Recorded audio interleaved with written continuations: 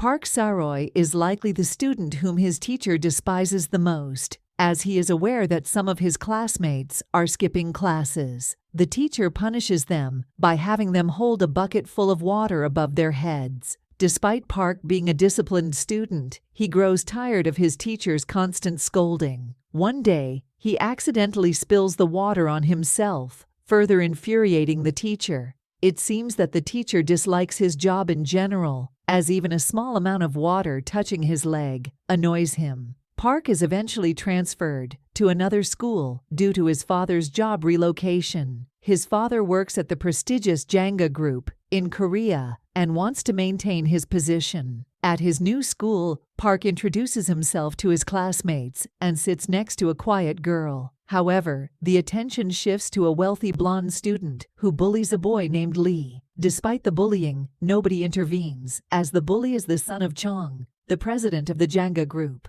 The situation escalates when the bully Glenn pours milk on Lee's head and takes pictures. Park wants to intervene, but the girl next to him, Sua, stops him, knowing it will only lead to trouble. Glenn continues to humiliate Lee, showing no signs of stopping. He is treating him like a toy to play with in the pictures as they walk in the park.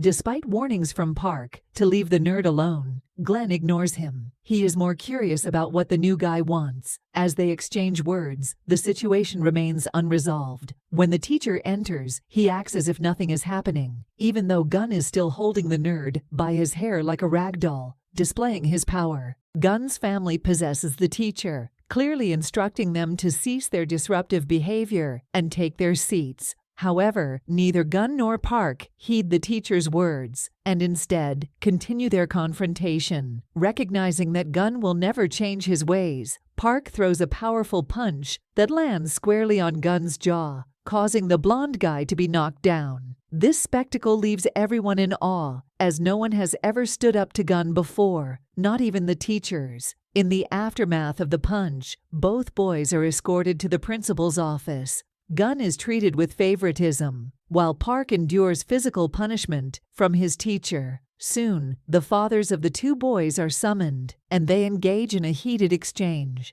Gun's father, Chong, argues that there is no justification for Park's expulsion from the school. On the other hand, Park's father, who has been a loyal employee of Chong's company for a long time, suggests finding a compromise. He simply wants Park to apologize, believing that it will restore normalcy. However, Park's father's support for his son's principles leads to him losing his job, as Chong no longer wants him working for the company. Father and son seek solace in a pub, where they conceive a brilliant idea, opening their own establishment. Both of them are drawn to the potential of this idea and immediately begin working on it. Unfortunately, an unforeseen tragedy strikes. While riding his bike, Park's father is involved in a fatal car accident, leaving him unable to pursue their plan. Despite his desperate attempts to cling to life, Park is eventually approached by the police. They introduce him to the man responsible for the accident, who offers a sum of money to keep the case out of court.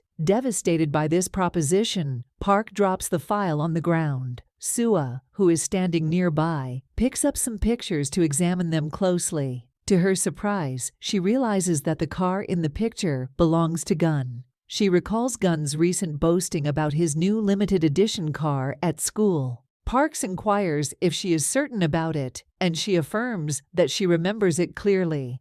It is evident that either Gun or his father paid someone to take the blame for the incident.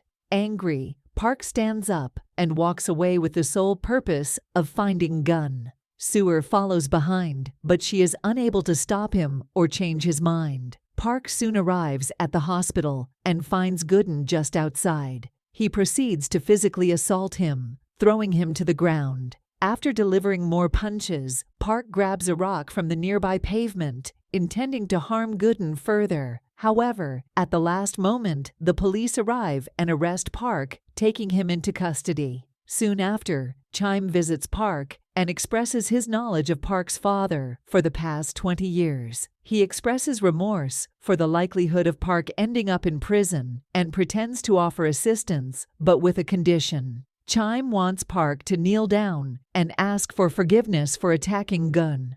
Park firmly believes that Gunn deserved the consequences and refuses to kneel before anyone. Park is subsequently taken to trial, and the detective assigned to his case discovers that Gunn was the one responsible for killing Park's father. However, the police chief, who has been bribed by Chine, instructs the detective to remain silent.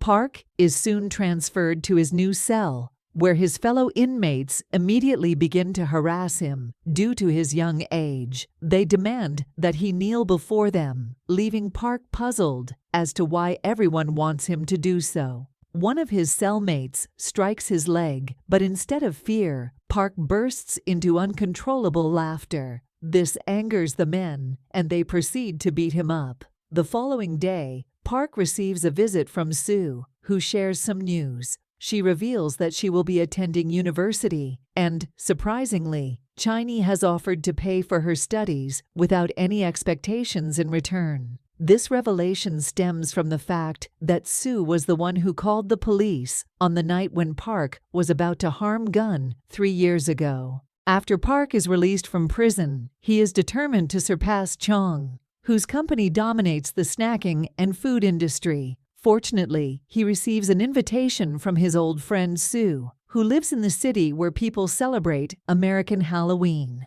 Eager to experience this, Park wanders the streets until Sue spots him. When she reveals her face, it becomes clear why his invitation was fortunate. Sue has undergone significant changes since they last met. As they catch up, Sue shares that she will be joining the Jenga group after completing her studies, while Park plans to open his own restaurant. Although they will be competitors, Park explains that opening a restaurant was his father's dream, making it a tribute to his father's memory. Years later, Sue is preparing to meet a store manager at one of Chong's pubs downtown when she is surprised to see Park opening his own pub next to it. Despite their lingering gazes, Park still hasn't secured a date with her. Meanwhile, a group of female bullies harass a girl over her meal, with the leader threatening to write a derogatory word on her forehead. Just as the bully girl is about to do so, another girl named Jo intervenes, having been pretending to be asleep in order to stop the bullying. Indeed, she diligently records everything and uploads the recordings on social media. The video quickly becomes viral on the internet, attracting numerous comments from people. As a result, Jo becomes a sensation on social media and gains a large following. One night, Jo is confronted by the mother of a bully girl who starts threatening her. Just like all the egomaniacs out there, she begins questioning Jo's knowledge of her identity. At one point, the woman even slaps Jo, but Jo's friend, Song, has been recording the entire scene. Now they have the woman's actions captured on video, which infuriates her even more. She attempts to slap Jo again, but at that moment, Park intervenes and grabs her hand. After exchanging more insults, Jo seizes the opportunity to slap the woman. Jo and Song then walk away to hail a taxi, but Park chases after them and admonishes Jo for her actions. In response, Jo clarifies that she is not someone who will automatically respect others just because they are older. The next day at school, she faces some scolding, but she doesn't pay much attention to it. Later, she meets up with Song, and they go for a ride on his bike. Along the way, a little kid loses his ball and runs across to retrieve it. To avoid hitting the boy, Song hits the brakes, causing the bike to almost tip over and sending Jo flying into the air. Coincidentally, Park happens to be at the same spot, dressed as a teddy bear and distributing leaflets to advertise his pub.